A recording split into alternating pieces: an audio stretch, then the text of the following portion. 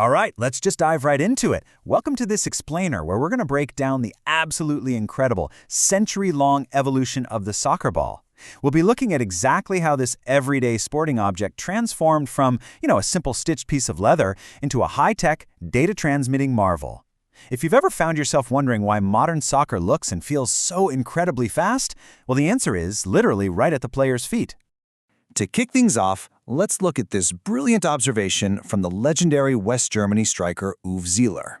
It perfectly captures why this specific piece of equipment matters so much. He said, "The secret of football lies in the ball." Sounds super simple, right? But it's actually incredibly profound. Think about it. Every single pass, every shot, every desperate save, it all completely hinges on how predictably and perfectly this sphere behaves. Which naturally leads us to a fascinating question. How exactly do you go about engineering the perfect sphere for the beautiful game? It turns out, achieving absolute perfection isn't just about pumping air into a bladder anymore. It requires some groundbreaking leaps in chemistry, manufacturing, aerodynamics, and, even data science. Section 1, History of the Sphere. Let's take a quick step back in time to see exactly where we started. Okay, what's truly hilarious about early soccer is that at the inaugural 1930 World Cup tournament, the competing teams couldn't even agree on which ball to use. So, for the final match, they literally had to use a different ball for each half because both teams flat out insisted on using their own equipment. I mean, imagine a modern World Cup final playing out like a disorganized pickup game at your local park. Clearly, a standardized ball was desperately needed. And that beautifully illustrates the timeline of innovation that followed. We can track the leap from the 1970 Telstar, which, fun fact, was designed with those iconic high-contrast black and white panels specifically so it would pop on black and white TVs, over to the 1982 Tango España, which finally ushered in synthetic materials. From there, we hit the 1998 Tricolor, the very first colored ball, zooming all the way to 2022's microchip-enabled Alrihla. Section 2, Better Chemistry through Polyurethane. Let's see how science solved the biggest historical flaws of those early super heavy balls. So the crucial point we have to understand here is that early stitched leather balls were heavily flawed. Leather is naturally porous, right? So during a rainy match, it would absorb massive amounts of water, literally doubling in weight. Plus, the material degraded really quickly under physical stress. You'd end up with this unpredictable, lopsided, heavy sphere, like the battered one we see here. By the 90th minute, players were practically kicking a medicine ball. Now check out the stark visual contrast between nature and the lab.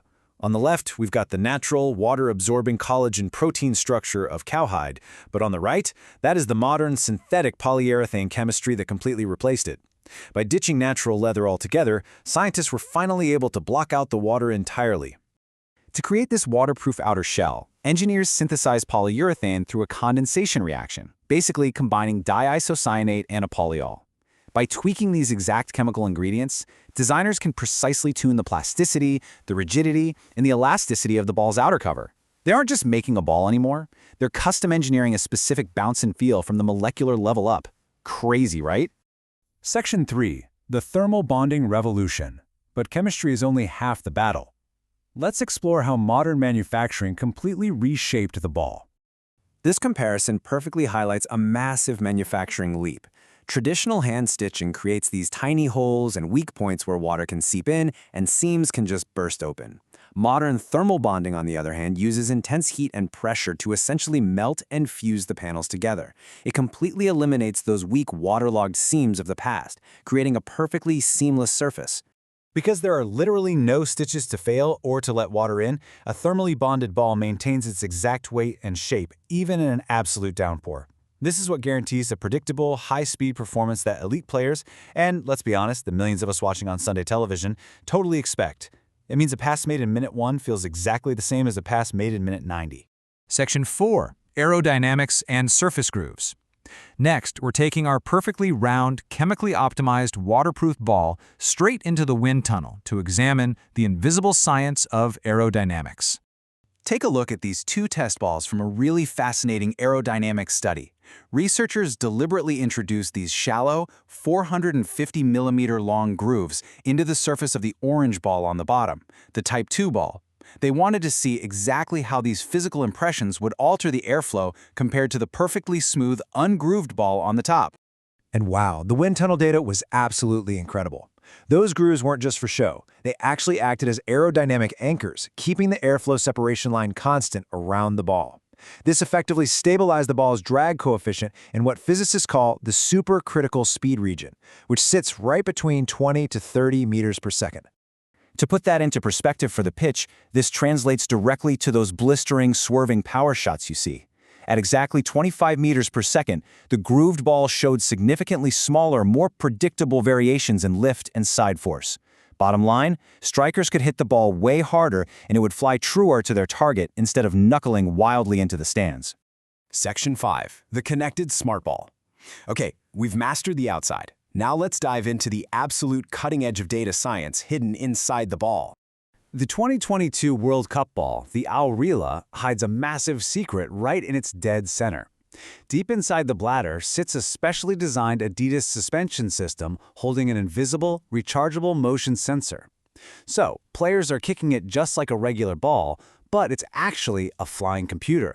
That little chip is an inertial measurement unit, or IMU, and it tracks every single touch, kick, and movement at a staggering speed of 500 times per second. Every single time a boot even grazes the surface, it registers a massive spike of data instantaneously.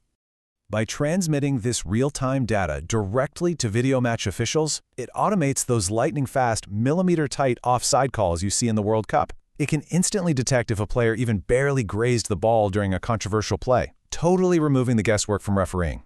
And the best part? It does all this without altering the ball's weight, balance, or feel for the players one bit. Which leaves us with this final, thrilling thought to ponder. From soggy cowhide all the way to internal microsensors tracking data 500 times a second, have we already engineered the perfect soccer ball? Or, as the game gets even faster and technology gets smarter, are we still just scratching the surface of what the beautiful game can be? Thanks for exploring this explainer with me today, and hey, always keep your eye on the ball.